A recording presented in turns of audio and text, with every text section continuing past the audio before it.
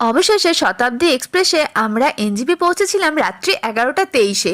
তো সেই রাতটা স্টে করে আমরা পরের দিন খুব সকাল সকালই গাড়ি রিজার্ভ করে বেরিয়ে পড়েছিলাম আমাদের গন্তব্যস্থলের উদ্দেশ্যে, মানে আমাদের স্বপ্নের জায়গার উদ্দেশ্যে, দার্জিলিংয়ের পথে।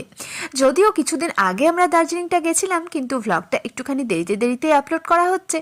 তো যেতে যেতে এত সুন্দর লাগছিল বন্ধুরা, চারপাশটা দেখো, একদম পাহাড়ের সুন্দর মজা নিতে নিতে আমরা যাচ্ছিলাম।